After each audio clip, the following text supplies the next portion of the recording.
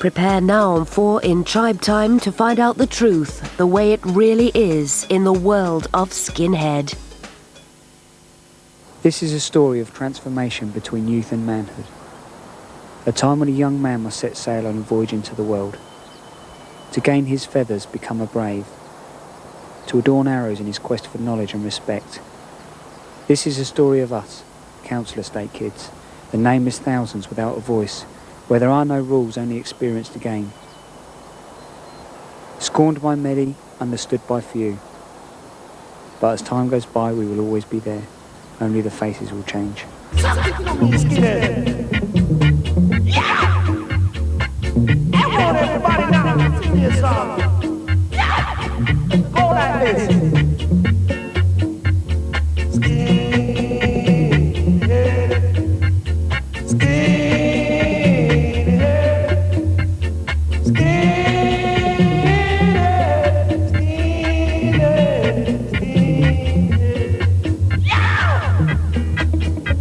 Skinhead to me is not like no movement. That's the last thing it is. To me, it's a way of life, man. It's a culture that I live by. It's about having pride in the way I look. It's about working for my living, earning everything I get. It's about going to reggae dances and having a good time, about enjoying the most multicultural culture in the world. Hey, watch out, there's some skinheads running around here.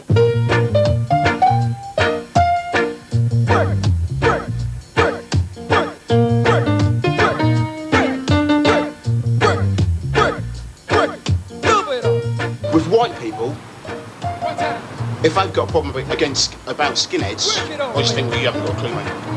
Do you know what I mean? You just haven't got a clue, really. You haven't looked into it at all. Do you know what I mean? It's as simple as that. There's a lot of different things. It's all right to dance skinhead, sort of thing, but it's not right to be a skinhead. When people ask me what a skinhead is, I tell them, you know, a skinhead is a working class guy or a girl, you know. A skinhead is someone who stands up for what he believes in and what she believes in. First thing to say, like, unfortunately, is, but I'm not what you think a skinhead is, which is like a Nazi or, you know, someone with shaved hair. And people quite often are like, you know, how can you be a skinhead? You know, you don't have short hair. And I was like, well, that's not really what it was about. Ask two skinheads what skinhead is about, you'll probably get 3 different answers, you know. Skinhead is about like brotherhood. And it's about like it's just like a way of life and everything. It's like you like stand for yourself and like your friends, and like you don't take any like slack from people or anything. Well, a skinhead, to me, is somebody who's got a lot of pride, is very strong, but also very lost. You know, when I look at them now, I mean, we were all lost kids, you know, and a skinhead is in the heart. A lot of people don't understand anyways. They think, oh, no, you got short hair, that's it, you know, you're white, you're a Nazi, you know, you're racist, you know, you don't like me because of my color. And then you try to explain and they're like, they still don't understand.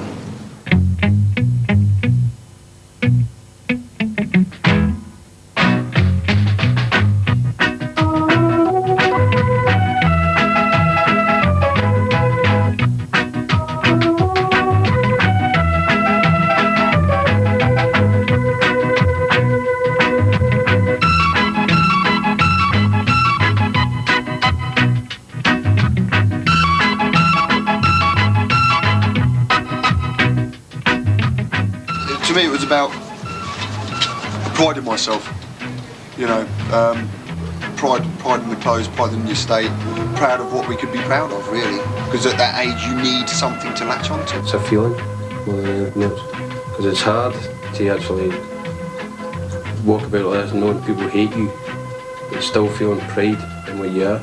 Well, I'd probably say it's like just believing in what you want to believe. Don't like take notice of everyone else. Don't go with the crowd. Don't be a sheep. Just like listen to what you want to do. If like you want to say something, say it loud. Just hang around with your mates and that. I'd say a decent skinhead is someone that believes in himself, knows what he's looking for, knows what he wants, knows how to dress. Just someone that's well sussed, well clued up, knows what they're talking about. No mugs. An event seen from one point of view gives one impression.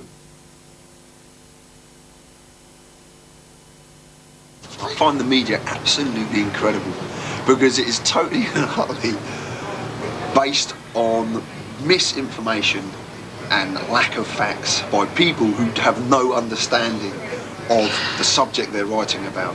It's white working class males are an easy target. Seen from another point of view, it gives quite a different impression. It's that typical stereotype image of the muggy, bonehead, glue-sniffing, granny-mugging thug, you know what I mean? And he's just not like that. It's just complete myth. But it's only when you get the whole picture you can fully understand what's going on.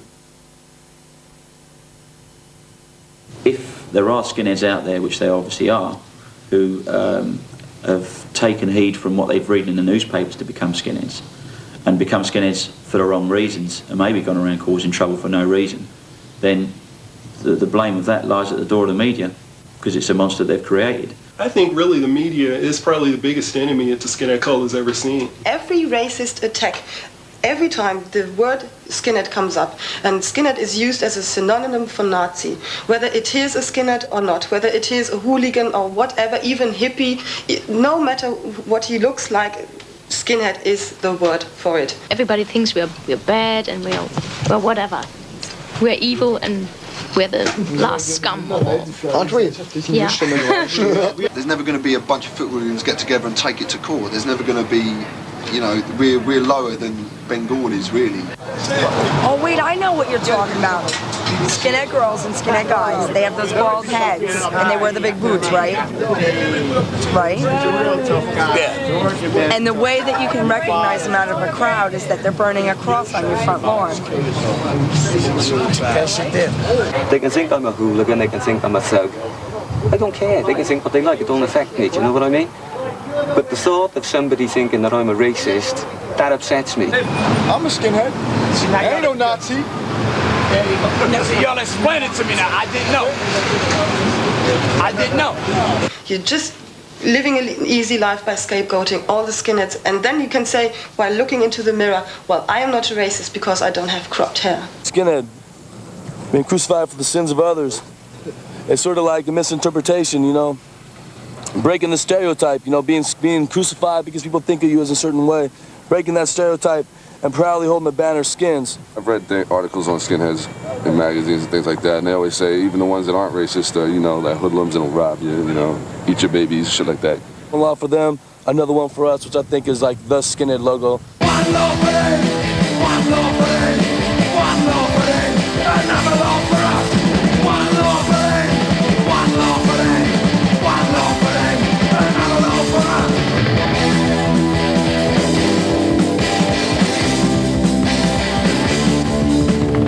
No one, no job, no use, what else is you? There's an excuse. Families fighting, friends living, next shooting, one law for them. Everybody knows the media is controlled and run by middle-class people who've never lived in the environment that I grew up in and how skinheads grew up. They've got no perception at all of how we are because they don't know us. How can you go to a public school and then go to a university and live in middle-class greenbelt land around London and work for the BBC and then tell us how we're meant to live? They get their hair cropped, buy the uniform, and they're in. Narrow clip-on braces worn to be seen, but perhaps they're best known for their big boots, sometimes fitted with steel toe caps, which are not just for protection. People say, oh, I can't understand it, you know, why they do all this. Well, people saying that, and these are top people, politicians or whatever, say, no, I can't understand it. Well, that's just ignorance, you know. If you don't understand something, then you're ignorant of it, you're uneducated on it. There's a lot of hippies lost in the media at the moment who still carry a sore point for skinheads, and that's why it reflects in the way it does in the media. Bollocks to the media, really. Get up in the morning, slaving for bread, sir, so that every mouth can be fed. Oh, the Israelite. On my kids, up and I leave me. I can basically remember it was mid-60s I started to see them, probably about 66 time they started to sort of evolve, but by sort of 68 '69, it was rampant. Shut them a tear up choices ago. I don't want to end up like Bonnie and Clyde. Oh, me Israelite. After a storm, there must be a calm. If you catch me in the palm, you sound your alarm.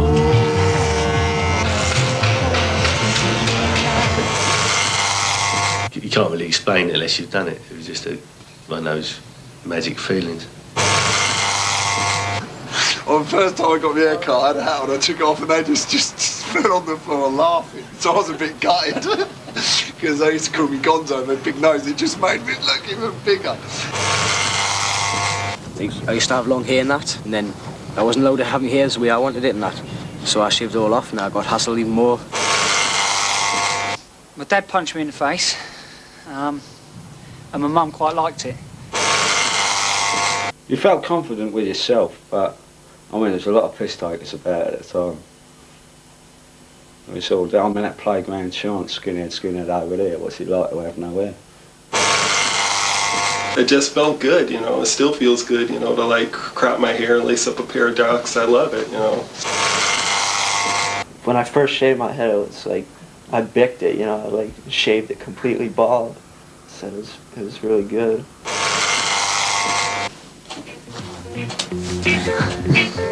We're having a party. I hope you are hearty. Yeah. We're having a party. I hope you are hearty. Sing it to me, children. Rum ba ba doo bam bam bam ba doo. Rum ba ba doo bam bam. Intensify. Rum ba ba doo bam bam bam ba doo. Rum ba. The original Skinheads evolved out of the mods. The clothes, you know, with the stay press, the brogues, the suits. We're always, you know, in the evening smartly dressed. In the daytime it was jeans, braces, boots. It goes from the sublime to the ridiculous, basically the style. I feel like 10 buttons on your suit is like very smart to the extremes of being snobbish. The style was important enough for me to look like a skinhead. You could tell I was a skinhead, but I wasn't it. My brother and his friend were like prima donnas, really. They were like immaculately dressed and very elitist, very, very snobbish. A lot of snobbery in the skinhead cult, a lot of snobbery. The only thing really that would distinguish in the old days the look of a skinhead to the look of any smart bloke was the length of his trousers. Skinheads always wore them about 3 or 4 inches shorter than everyone else to show off their white socks. There's a pair of flares laid out in front of me, and a pair of Dr. Martens. And for some reason, the Dr. Martens appealed to me more than a pair of flares. When I got to my mum with my Dr. Martens on the first time, she freaked out a bit. She thought, what the hell have you got on your feet? Our parents actually don't like it so very much, because they think, well, our religion is we're Jewish, and they think that don't fit together, doesn't fit together, and seeing us walking around with our boots and whatever. Our mother gets eyes like that. And it's like gay people wear skinhead clothing, all right? And I've got nothing against gay people, but they're not skinheads, and they never will be skinheads, because it's not about wearing big boots and shaving your hair.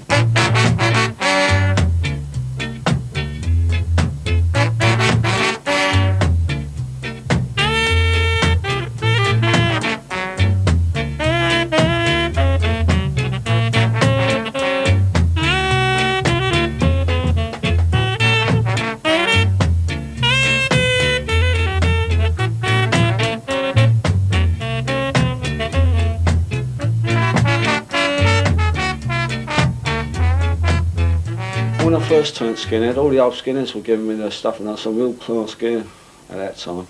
When you was going through 77, you couldn't get sod all. You know, be army lightweights, Arrington jacket, Fred Perry t-shirts. I mean, those were the things that you could pick up in the shop. Didn't like when it kicked off with two-tone and what have you. You had a lot of gear that come out, but it come out labelled as mod wear. It's like you've got this big thing nowadays about skinheads only wear Levi 501s. But originally, any pair of jeans would do, like you'd wear Levi's, Wranglers, Lees, anything at all. Like, same with the shirts, people know, they say, oh, skinheads only wear Ben Shermans. Well, it's a load of rubbish, really. Like, originally you wasn't even button-down shirts. It was just ordinary, plain, white work shirts. When I went to school, you know, you had to wear a white shirt, so, you know, Ben Sherman and a white Ben Sherman looked much better than those sort of white nylon-y ones. As the 80s went on, going to scooter rallies and that, and you get lots more skinheads there. A lot more of them seem to be, dressed into the original style, which was really good. It seemed to come back in quite a big way.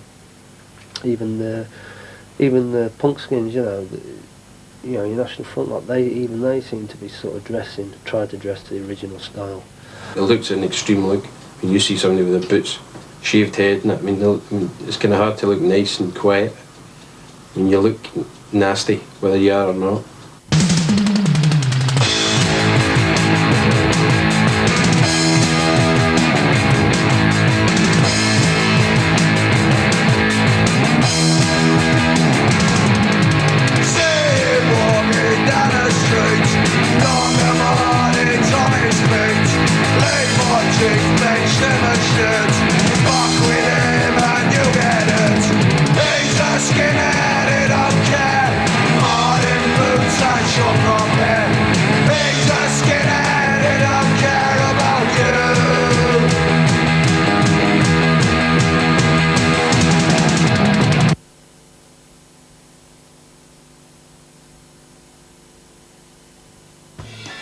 The Volkswagen Golf L. It comes with power steering, immobiliser, just in case someone should try and make off with it,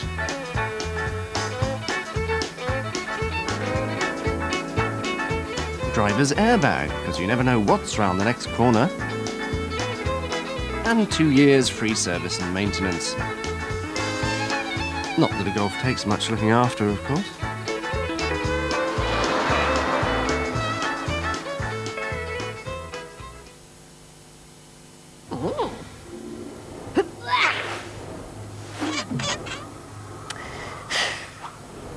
Polo, sugar-free.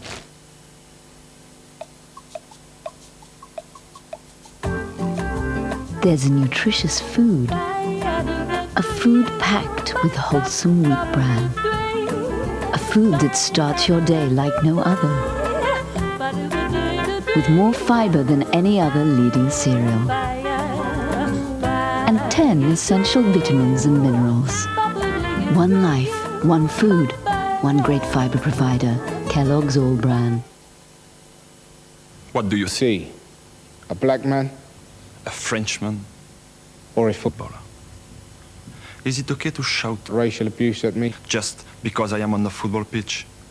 Some people say. We have to accept abuse as part of the game. Why? I know that violence is not acceptable in sport. So why should we accept hatred? Why argue about differences? I'd rather play football.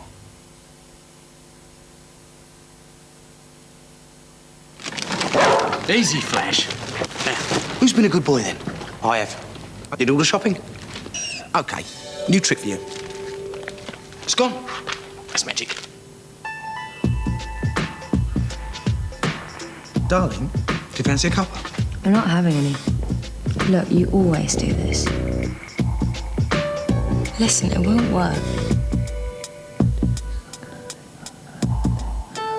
Wow, if you put it like that. Cadbury's Dairy Milk. The great taste of a glass and a half of fresh, creamy milk in every half pound. Down, boy.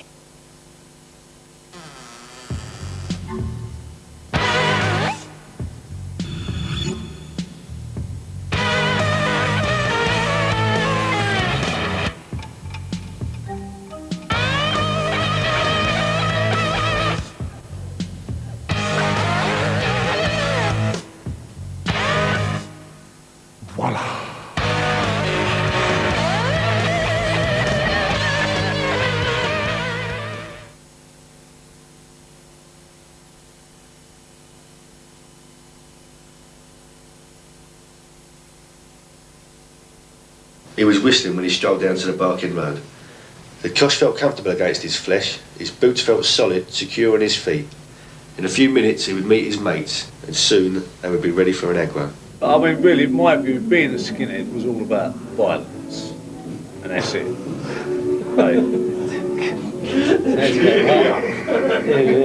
Whether it was baggies, blacks, football supporters, whatever, violence. The way of being a skinhead is that if I have a problem with you, I would do it in a way that I feel necessary for me to do, which is normally violence. If I don't like you and you say something to me that offends me, I'll kick your head in.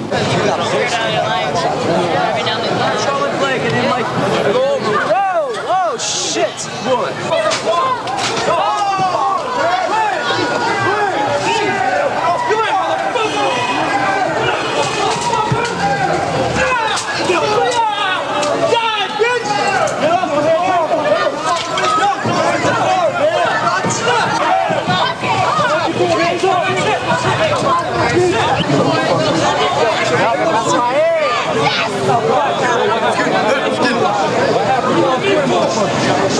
I've had hammers over my head, iron bars over my head, I've been stabbed up, nose busted, steel pins in my hand, been shot at twice. I've been shot. I got shot in like Seattle over a skinhead fight, you know. I've been stabbed. I got stabbed in LA in my face by another skinhead from a gang called Lemonheads, who are now Urban Boot Boys.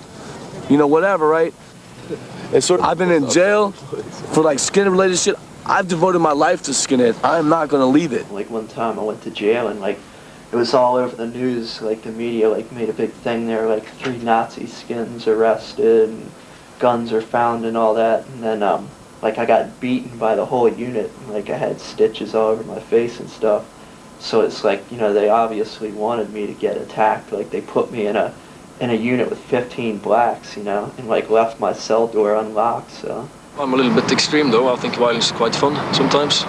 It gives you adrenaline and stuff. But people don't like getting hurt. Skinheads, blacks, Asians, people don't like getting hurt or getting grief. So we had a good rapport between all the different sections of town. But when it did go off, it went off in a big way. Usually wankers in pubs, pissed geezers, you know. And that's what it was, pissed white men. You know, the blacks had a lot of respect. We had a lot of respect for the Seven because we were exactly the same. People, exactly the same. You know, young lions. If someone's fronting you face to face and taking a piss, do you know what I mean? You got to deal with it, like. But like if someone's having a little, you can walk away from it. A big man will walk away from a fight if he can. You got a motherfucking problem? Huh? You want some fucking knots on your fucking head? Just film, motherfuckers, because you don't know what the fuck you're dealing with over here, boy. It's part of any teenager growing up. Part of anyone growing up. It happens everywhere. You can't escape it. It's part of life, isn't it? I'll kick every one of your fucking asses. Whatever. Huh? You always get hassle though, it just comes to us really. Well, every weekend is always a bit trouble. Good Fridays, battles down the fair. Every Good Friday when the fair opens again. Bit violence now and again. Comes out the corner, like. It's not just skinheads. There's a metalheads fight, hippies fight over pot, you know, whatever. Everyone fights and stuff. Just skinheads always tagged for it. I wouldn't doubt that violence is associated to skinheads, but sometimes it's either justified or there is a reason for it. And I think there's a great difference between violence for a reason than mindless violence.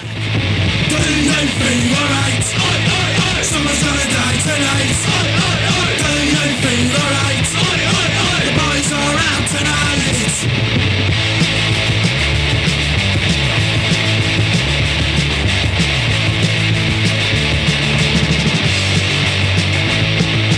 If the right wing or even the left wing decide that, you know, they're creating violence for a target and for a reason, then that's got to be a lot better than just hitting out at anybody for no reason at all.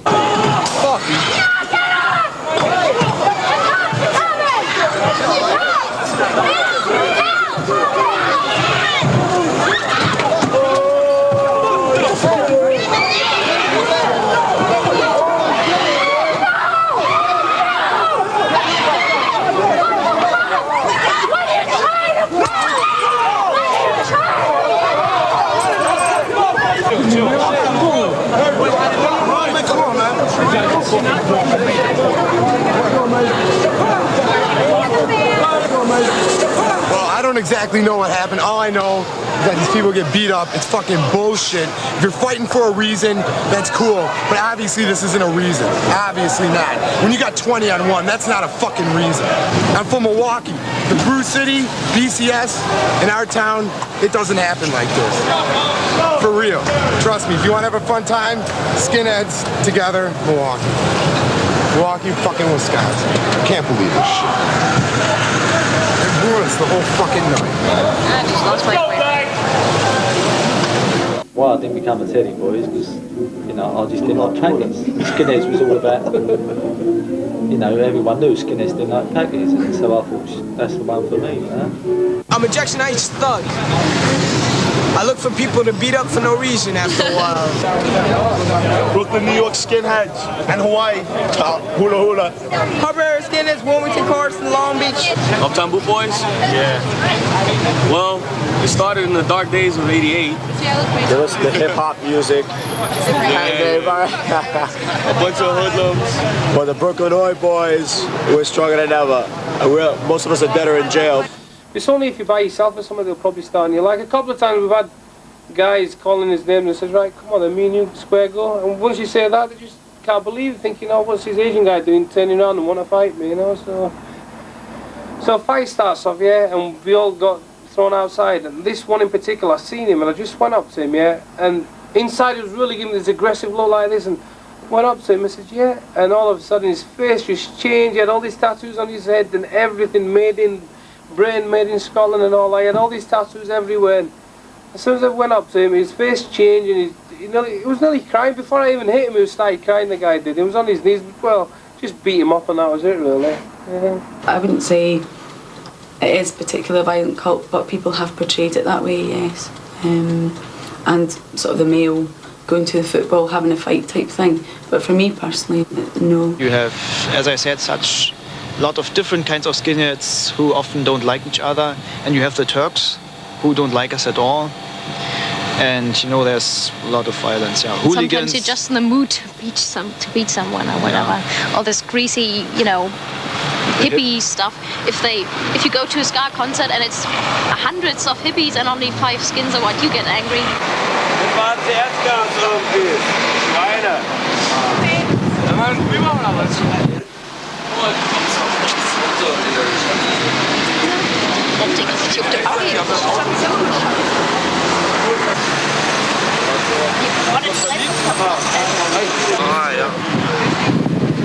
Hast du mitgekriegt? Die Arschlöcher haben CS-Gas aus der Wanne raus. Echt? Ja. Na hier, willst du was abhaben? Nee, es geht schon. Brauchst du noch Wasser? Deswegen. Wer ist der Zweite? Wer hat noch was abhaben? Nee, mach nicht. Wasser schadet doch. Ich hab das oft noch mitgekriegt. Jetzt sag mal eins. What we have is unified power all over. If one of our friends got hit, if anybody, even if I knew a person, just one person, and that person got hit, all the skins are going to have to fight out. At first it was just a mob. We went to school together and hung out and sniffed glue and drunk beer and that sort of stuff. But as we grew older, that gang became a lot more violent and a lot more aggressive. We like to be remembered as the most violent firm of skinheads. That's how we like to be remembered, guys.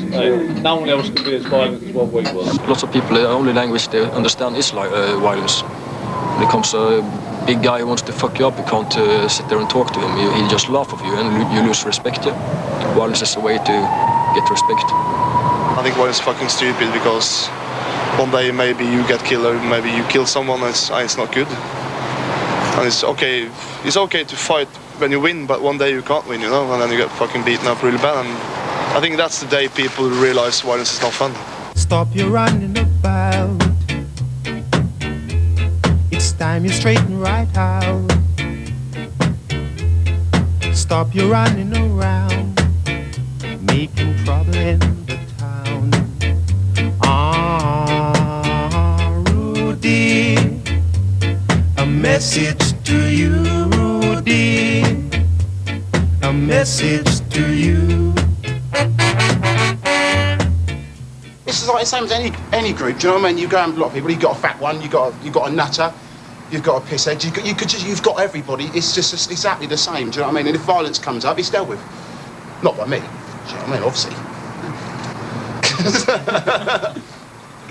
I'll let them do the fighting. I have to do my other type of fighting with all the other fucking people giving me abuse. Do you know what I mean? There are instances, yeah, where you know you might have to defend yourself and stick up for your mates and do what you have to do. But I think the movement generally be better off if more people thought more with their brains and less with their boots. There's always going to be morons no matter what you're involved in. So some skinheads are going to be violent, but it's not part of the criteria for being a skinhead.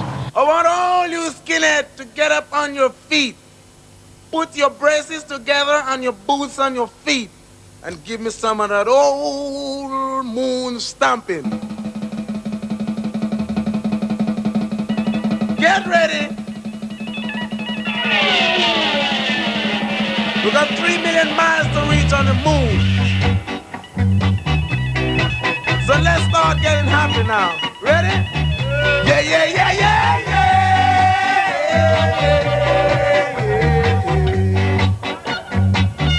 Yeah, yeah, yeah, yeah, yeah. All right. Now. Yeah, yeah, yeah, yeah, yeah. Skinhead was born out of a mixture of working class cultures, basically being the British working class culture, which was like your working class mods, sort of evolved into skinheads around 68, 69. And they picked up on the Jamaican music they'd been listening to in blues parties and things, and took it on as their own. And like as a mark of respect, reggae musicians started saying thank you by recording Skinhead Moonstomp, Skinhead Girl records like that. So reggae music and Skinhead grew together. And with regards to like sort of Skinhead reggae and the rocksteady, it's hard to describe, but it's a really good feeling, if you hear a good song you're like, oh, that's brilliant, and you really sort of get into the rhythm and you want to get up and dance or do whatever, but it's something that really like affects you. That's the sort of music I like, and that's why I like it, because it really sort of touches your soul. It's always been that music for me. I suppose I've just grown up as a white West Indian. I think the song that really typifies being a skinhead has got to be Simmerip's Skinhead Moonstomp. I think it came out 1969, 1970. On that there was Skinhead Moonstomp, there was Skinhead Girl, there was Skinhead Jamboree. The whole album was dedicated to skinheads. The front cover was for skinheads, and for a group of Jamaican musicians to actively court the skinhead cult really emphasised the mixture of British and Jamaican cultures that had come together to make skinhead what it was. Like every skinhead firm had a few Caribs in, a few sort of Jamaican guys. All used to go to the same club, there was never any problem. When a skinhead walks down the street, every chick heart skips a beat. When a skinhead walks down the street, every chick heart skips a beat. Skinhead, skinhead, skinhead, skinhead. I always ask them, is there any skinheads in the audience? And they would say, yeah, quite a lot, and it makes me happy. 'Cause when I see them, I know what I'm going to expect. I know. You get what I mean? So I do like skinheads coming to my shows. When a skinhead walks down the street, every chick heart skip a beat. Skinhead, skinhead, skinhead, skinhead. The chick that said that they're looking cute in the braces and the baba boot. The chick that said that they're looking cute in the braces and the baba boot. Skinhead, skinhead, skinhead. True skinheads, they're into reggae music, they like oi and stuff like that as well, that's like homegrown music for skinheads, which we didn't have the first time round. No doubt if there would have been oi bands in 69, we'd have all been into stuff like that, you know what I mean? Oi is about having a laugh, having a say. Oi is a Cockney expression. Oi! Chosen few, this is what we think of you. Oi, oi, oi, chosen few, this is what we think of you. Suburban rebels, planets. You and me are the terrorists.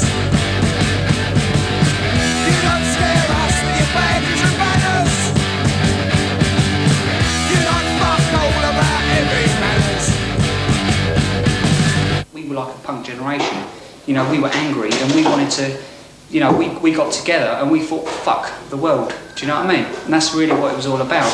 And the sort of, the skinhead thing above anything is the only cult ever that's been true. Well, our music's just got a point, like a strong point about life for kids and all that. It's about kids on the street, so why shouldn't they listen to it? You know, all the gangs about and all that, they're all just rave and rappers, it's just a load of crap. So the Oi thing was more of an attitude. It is that sort of believe in yourself, stand up for yourself, fight for yourself attitude. And as long as people have got the with not necessarily with society, but with the way they're told to do things, you're always going to have some form of Oi music. The only bad reputation Oi music has got, really, is because of the white noise bands, you know, the fascist punk bands. And they themselves don't call themselves Oi, they call themselves like nationalist rock or some sort of crap like that.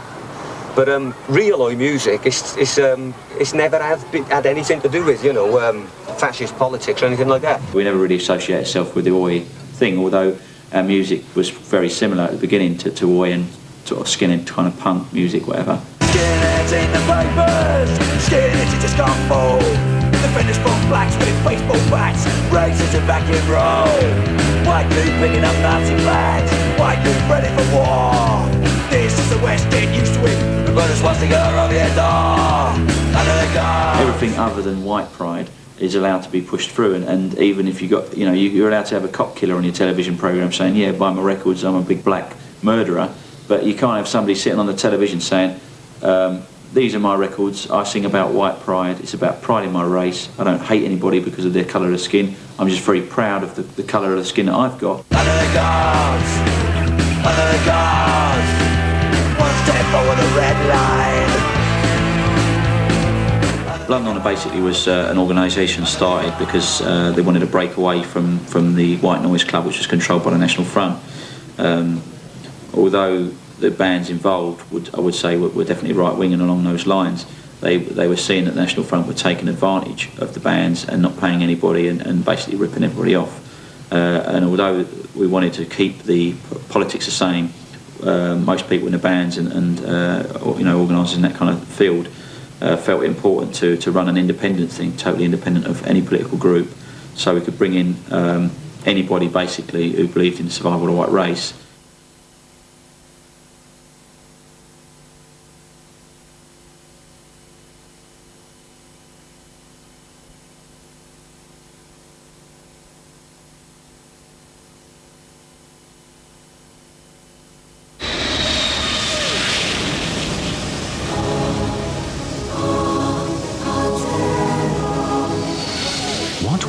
Up here, we like you to enjoy down here. Saab, beyond the conventional. We're starving.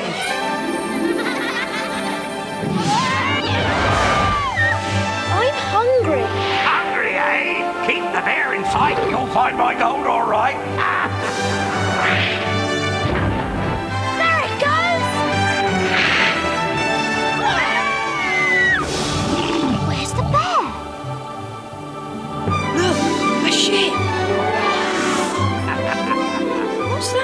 The deepest blue waters. Where you catch your fish? You found my gold. Tack in. Fantastic! Prime cod from these waters in my special crumb. Pure gold. Yeah! Now homeward bound. Bird's eye. Fantastic fish fingers. A radical experiment. This growth is amazing. A military cover-up. Hunt her down. And the most monumental threat. You created a monster, now you want us to kill it. Of our time. We gotta get to her before she gives birth. Oh! Species. It's 11:30. It's 11:30. It's 11:30. Diet Coke break. Diet Coke break. I don't want you to be no slave. I don't want you to work all day. But I want you to be true.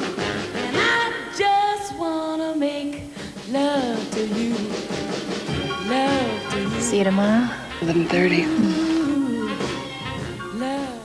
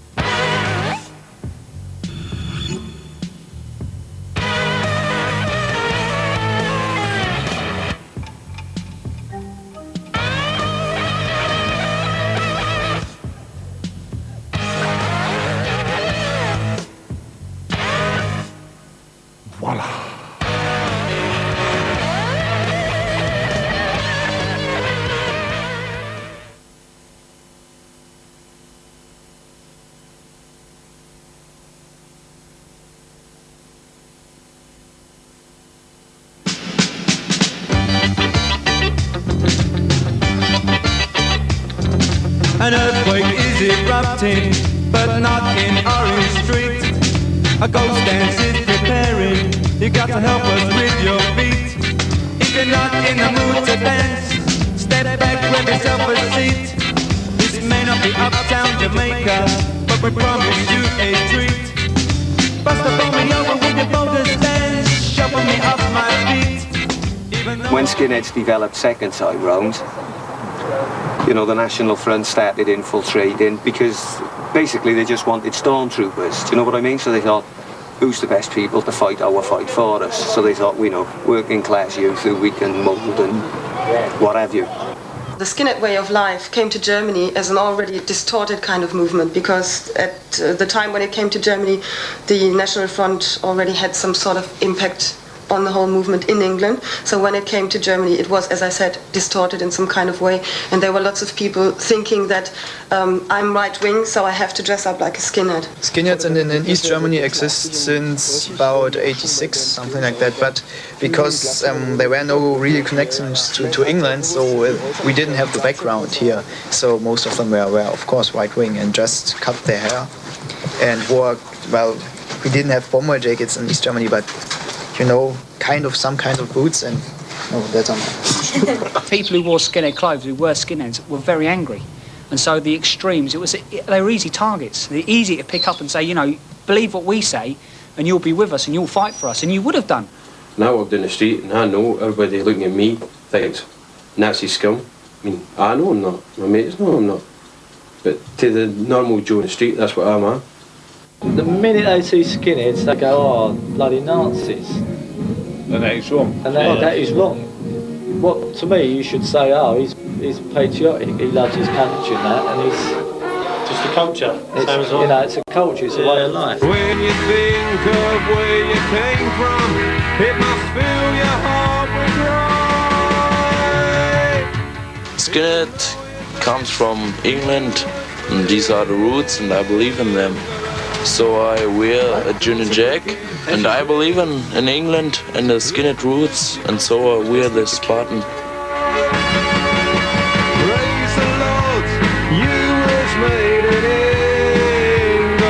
England. People harp on about, you know, the old days in the 60s and stuff like that with the reggae music and stuff. Even back then there were racist skinheads and all that sort of thing, but not so much maybe affiliated to political parties. But in the late 70s and 80s and as of now, I think that the connection is definitely there. If you know where your history comes from, which is a mixture of British and Jamaican working class cultures, how can you be a racist? By being racist, you're denying your heritage. When we used to go and see Bad Manners and Madness and stuff like that, and although even some of the bands that would have like black musicians and that sort of thing, there was never that two-tone thing being pushed down your throat, and then the whole place was full of skinheads, and most of them were right-wing. I think a lot of people there just go along like you do to a football match and get tagged. You know, you see people go, hey, and you think, oh yeah, that looks good, without really knowing what you're doing. Politicians will go for the skinhead cult because of the passion involved in skinhead. So it's easy for an extreme party to grab hold of passionate kids and say, believe in us and have passion, whether it be the Nazis, the lefties, the blooming Ban the Bombs, whoever it may be. I mean, I remember coming out of a Bad Manners gig in the Rainbow in North London, and there must be about 500 skinheads came out, and they all walked underneath this arch of Zeke Island and stuff, and a couple of blacks got beaten up and stuff, but there was a very high presence of right wing. There was never any suggestion of any left wing thing, even though the two-tone thing probably could be, you know, sort of traced back to the black and white business. But it's very difficult, you know, to do anything to promote racial harmony. I mean, we used to get a lot of stick for not really coming out with some sort of political agenda. But, you know, we used to just sort of talk to some of these people and try and turn them around or whatever, you know, or find out why they thought like that.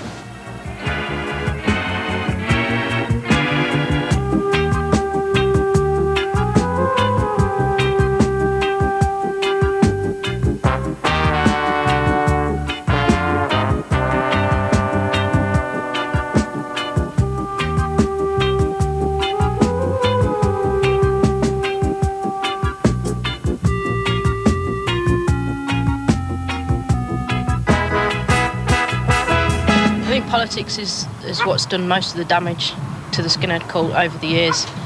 It's torn it completely in half. I mean, it's a personal thing. I mean, I've got my own politics, but they're not to do with me being a skinhead, they're to do with me being a person. To me, it's obvious. It's not politics that have ruined the scene. It's the fascists have ruined the scene with their politics. There's no real contradiction, I don't think, in the fact that a skinhead can be white power. I think that the contradiction would be left-wing skinheads or black skinheads, because I don't see that they can be, really, because it's a white working class cult. What you get from black people is like an unnecessary grief, because you don't expect it, you don't need it, do you know what I mean? Because it's like, I am a black person, so just let me do what I've got to do, do you know what I mean? And let me get on with it, do you know what I mean? But they don't look at it like that, they look at it as like, you're a traitor. A lot of Nazis put you down because you're not white or whatever, and the skinheads came out from being, oh, it was a white, you know, gang or whatever. It wasn't about that, though. Everyone said that, you know, all the skinheads are Nazis and that. And there's no way we're Nazis. I mean, my father fought Nazis in the war. All our dads did. There's no way we're Nazis, but the Anti-Packy League was different. That doesn't make us Nazis. I'm English. I'm British, and I'm proud to be English and British. But I don't say we're Nazis like because Nazis. we like our country, you know? We're the best of Nazis, British movement. Pressure drop, oh pressure, oh yeah, pressure gonna drop on you. I say, pressure drop, oh pressure, oh yeah, pressure gonna drop on you. I say, and when it drops, oh you gotta feel it, oh what you were doing wrong. I say, and when it drops, oh you gotta feel it, oh what you were doing wrong. Both sides just want to like use you, you know, like either like far left or the far right, just want to like use skinheads like as scapegoats for whatever, you know what I mean? Just like the Klan want to use skinheads to do their dirty work or whatever, then there's like whatever else groups like the anti-Nazi League want to use skinheads and everything. Most skinheads are right-wing, and possibly they don't choose to be right-wing, but they become skinheads, but they become right-wing because they're in a position to see things as other people don't. Rude boys stand and fight for the right to live in shanty town. Rude boys stand and fight for the right to live in shanty town. Jack Leg Diamond, fill out iron to your mother. Jack Leg Diamond. Skinheads Against Racial Prejudice started in '88 in New York. People like didn't understand it, you know, because in New York was weird times back then. It was really rough, you know, like even there were black Nazi skinheads, you know. Sharp is not an organisation. Sharp is just a statement for expressing the way you feel. If you're a true skinhead who acknowledges your history, hates racism, is into your reggae music and stuff like that, wear a Sharp badge with pride. So Joe Public will see you with your badge on and think, oh, I got it wrong. Not all skinheads are racist. I think that the idea of Sharp was very important for the whole of Germany because it brought the idea it published the idea that not every skinhead has necessarily to be a racist. But the problem was that people believed that by putting a Sharp badge on their jacket, it was some sort of movement. He says that the Sharp often use their badge as kind of excuse. If they meet a Turkish gang on the street, they'll point on their badge and say, look, I'm not Nazi, I'm not fascist, I'm with you. And if boneheads come along, they like, see Kyle, go along like that, you know? That's what he said. Well, we get attacks from both sides, from the Sharps and even from the right wings too. So we actually really stand on our own. Norwegians, they don't like Nazis. Like Norway was occupied by the Nazis and we feel that the Nazis should be kept away. So we made this Sharp patch and we told our friends that you put this on or you fuck off. But after a while, I mean, it started to get a lot of shit because a lot of people thought it was sort of a group fighting against fascism. At this point in the skinhead movement's history, I don't really see where it's needed. And I don't see why you should have to wear a Sharp patch or anything like that to prove that you're not into it. I mean, the general public doesn't like us anyway, so, you know, why bother to impress them with stuff like that? I think it's a great shame that some skinheads get into their heads that they have to always go around apologising, almost falling over themselves to say, look, we're not racist, without even considering what racism is and what being racist is about. The best development that I've seen in the cult today is the whole non-political movement. The fact that skinheads are like dropping politics generally, you know, like no racist element, no sharp. That skinheads are just interested in being skinheads, and I see that aspect really growing. And I think that's one of the best things about it. And if that'll continue to grow, maybe we can get things back to the way they were in 1969.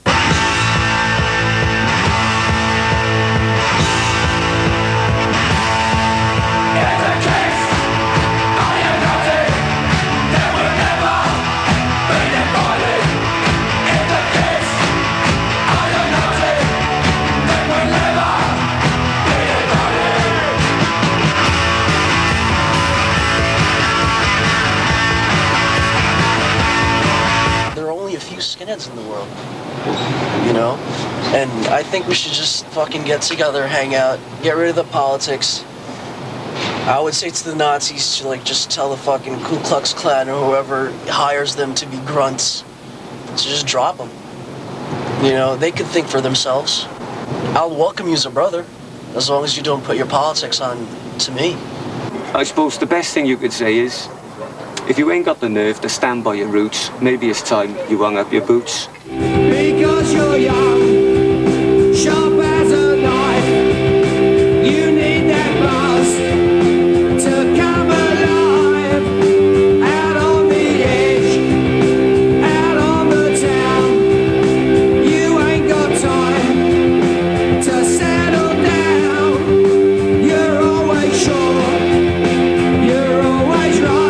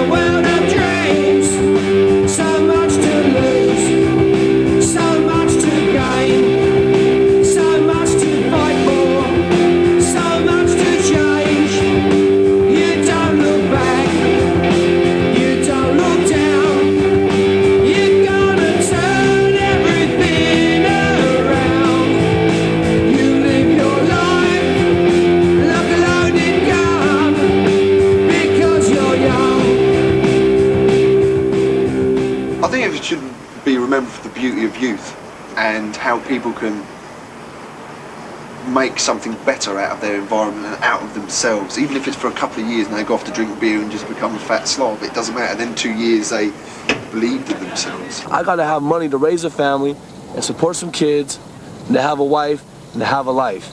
Other than that, I'm gonna end up in jail, I'm gonna end up dead. And within Portland, it'll be too easy to end up dead. I suppose the best memories are when I was a kid, when I was like 12, 13, 14. Going up the youth clubs, do you know what I mean? Dancing to reggae music. During the summer, going down the beach on a bank holiday with all the boys, like. It was just the fun of being a youth. That's really what being a skinhead was all about. I don't think skinheads will ever have to be remembered. They'll always be here, you know? Sort of part of the mainstream of society now. You know you're gonna find a smiling face somewhere, almost anywhere in the world when you're a skinhead, that's for sure. As long as you can find a real one out there. He'll give you a handshake and buy you a pint, and you'll do the same if you come to your town, you know? To remember it is basically a group of people that were interested in a way of dressing, a way of music, a way of life, and enjoyed themselves. I'd like to think that the cult would be remembered as a group of young people that took pride in themselves, took pride in the way they looked, and not the way it's obviously going to be remembered if it carries on the way it's going. It'd be nice for it to come back for the music and the clothes, leaving the politics well out. I think that skinheads should be remembered as the ultimate cult, the ultimate youth cult, and you know, I think that skinheads have far outlived their sell-by date as of, you know, printed by the authorities. You know, the crop stays with you 24 hours a day. The tattoos aren't going anywhere for the rest of my life, you know. I mean, it's something that, you know, it's not a uniform I put on, you know, just to hang out on the weekends with my friends at the mall or whatever. It's something I live. I think Skinheads will be remembered by passion. It's about passion, and it's not about fashion. It's about a way of life, it's about your armour, it's about your manhood, it's about your friends, you know, your whole environment.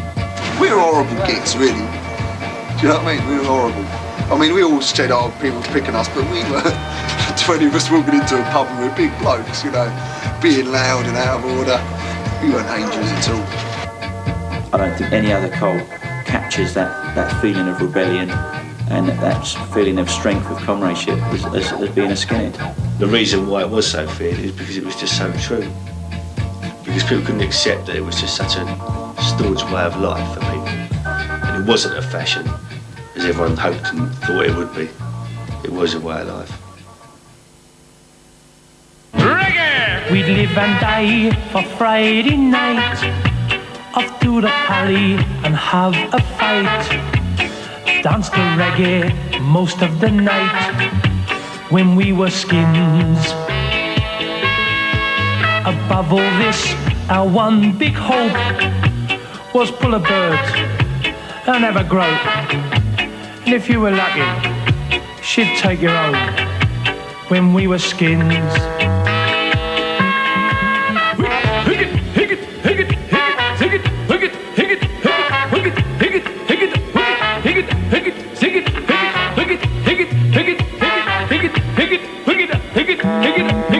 it.